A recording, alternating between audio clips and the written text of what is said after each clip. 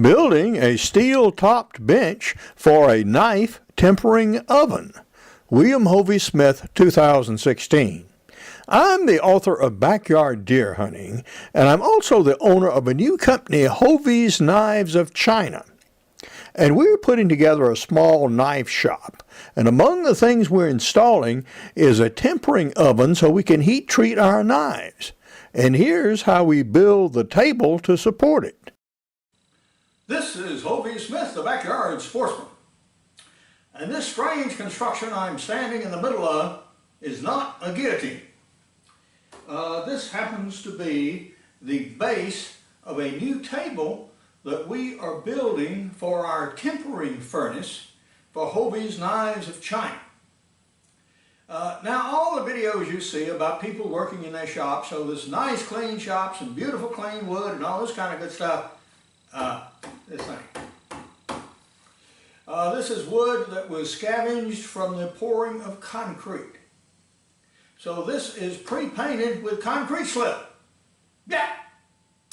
It was left over from a slab we had poured. The contractor left it. I dug it up, waited 30 days. He didn't claim it, so all right. Good wood gets used. This table is going to have a steel top. And that top is going to be 1/8 inch thick, which is pretty thin to have a long unsupported span. That is the reason for the very heavy construction of this table, and that's also the reason we're going to put a cross piece across the middle here.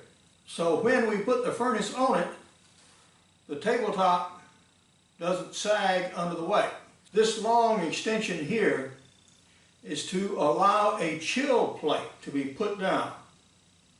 So when the blades are taken out of the furnace, they're going to be wrapped in foil, placed on an aluminum plate, another plate placed on top of them, and then allowed to slowly cool to anneal, as well as hopefully not warp so bad on our longer blades. So this is the reason for the construction of this table. Now I am going to put a coat of paint on it so it doesn't look quite so ratty, but yeah, we managed to salvage this good wood and put it to fine use. Now this will give you a better look at our construction here, and this is the table. Now actually the furnace is probably going to be sitting about here, so it'll have one of its supports here, one here, the other two right resting on or very near this cross piece 2x4 that I'm just about to put in. Now I am using box nails, and these have ridges. They're more expensive than the common nails of the same sort, and they're also galvanized, but they drive straight and they hold.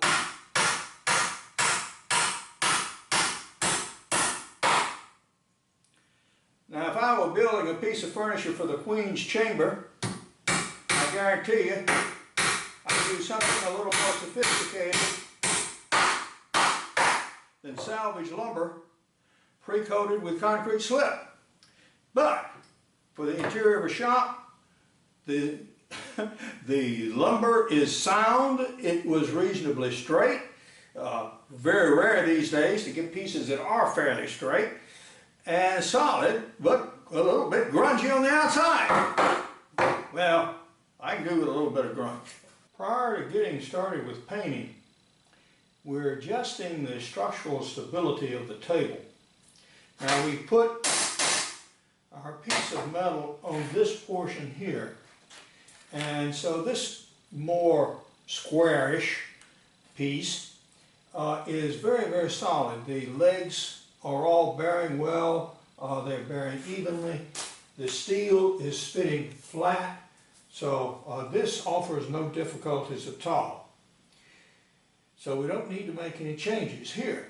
However, because of some maybe twisting in the wood or whatever, or just getting late in the day and we were getting tired when we were doing it, this is not nearly so level and straight.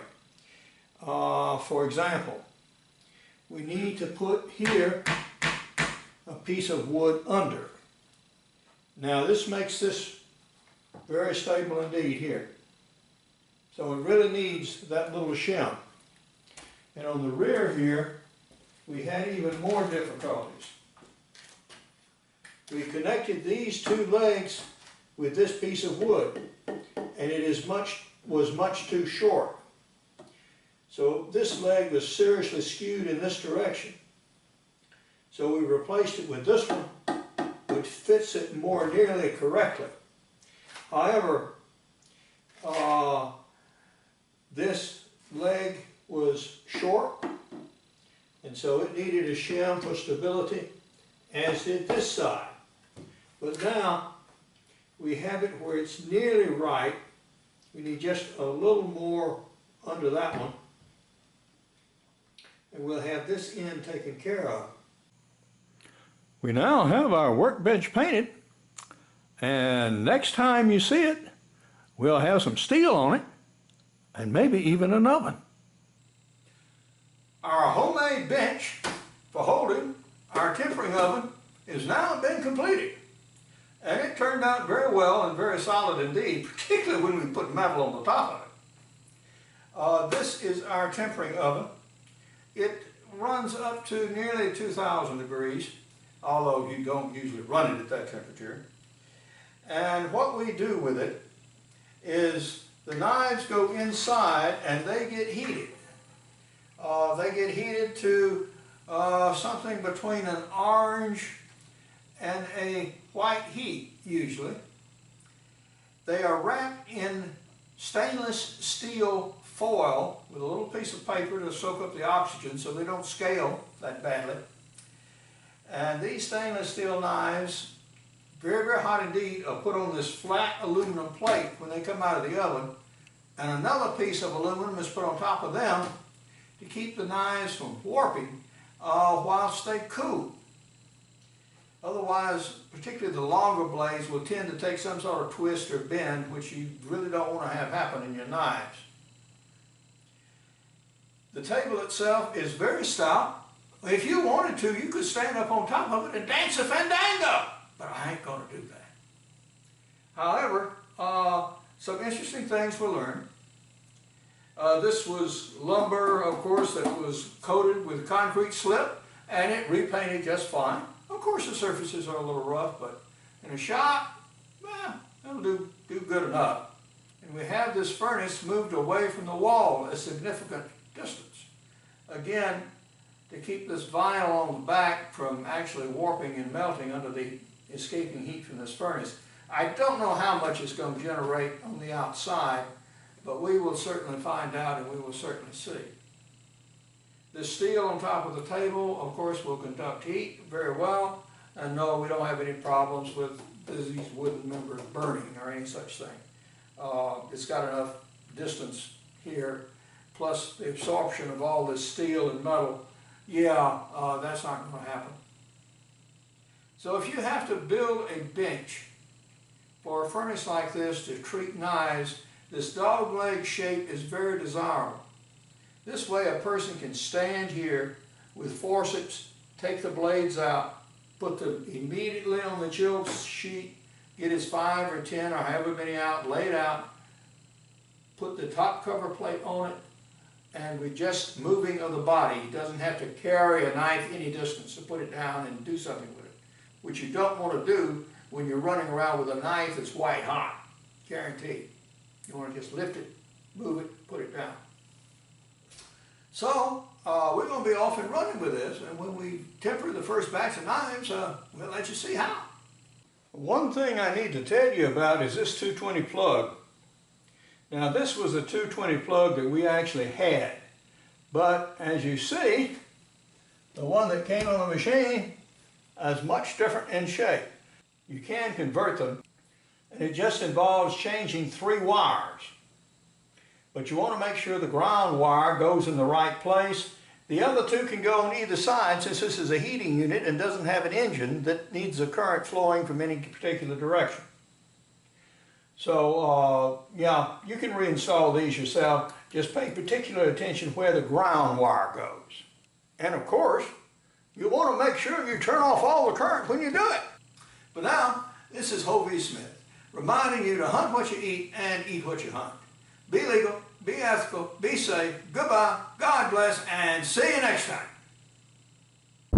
This is a view of some of our prototype knives, which incidentally we're also selling at this stage.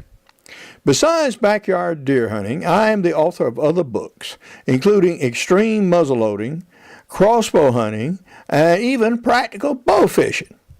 Now here's another look at our banner and some of our interesting knife designs.